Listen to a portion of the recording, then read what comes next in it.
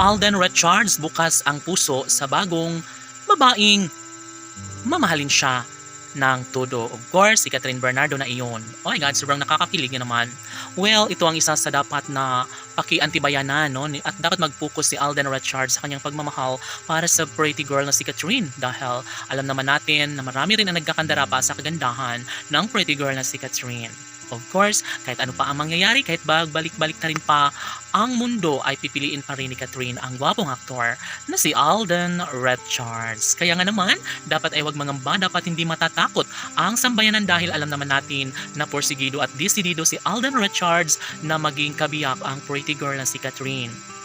At ang dalaga naman ay nangangarap na sanay si Alden na nga ang makasama niya na maglakad sa harap ng altar at mangakong sila lamang ang magmamahalan sa habang buhay. Of course, ito na ang isa sa pinaka nalalapit na pangyayari na matagal nang inaabangan ng lahat. Excited na ang buong daigdig para sa kasalan ng dalaga at binata. Sana'y magiging makatotohanan na ang lahat dahil sadyang si Alden Richards lamang ang lalaking gustong makasama hanggang sa pagtanda ng pretty girl na si Catherine Bernardo. Si Alden at Catherine na nga kaya ang tunay na nakatadhana para sa isa't isa? Well, ipagdasal patuloy na suportahan ang Cat Den Love Team dahil darating ang tamang pagkakataon na mangyayari din ang isa sa pinakapangarap at hinihiling ng lahat. Si Alden Richards lamang ang nag-iisang lalaki sa buhay ngayon ng pretty girl na si Catherine Bernardo. Dapat sana'y kanilang mapagtagumpayan, dapat lamang na maghahari ang pagmamahala ng dalaga at binata dahil bukod tanging si Alden lamang ang lalaking tunay na nagmamahal para sa dalaga na si Catherine Bernardo.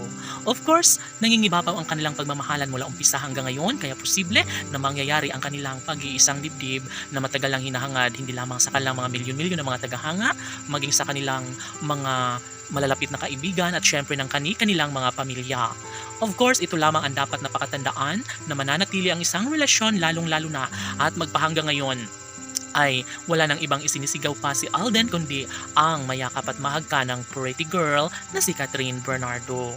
Posible na mangyayari ang lahat ng kanilang kasalan lalo na't wala nang ibang pinangarap si Alden kundi ang makatuluyan sana ang guwapong ang pretty girl na si Catherine Bernardo. Siguro nga mali lamang ang mga bashers dahil sinusundan, hindi sila tinatantanan, ngunit maling-mali din ang mga bashers dahil si Alden at Catherine ay mas lalong tumitibay ang pundasyon sa kanilang relasyon.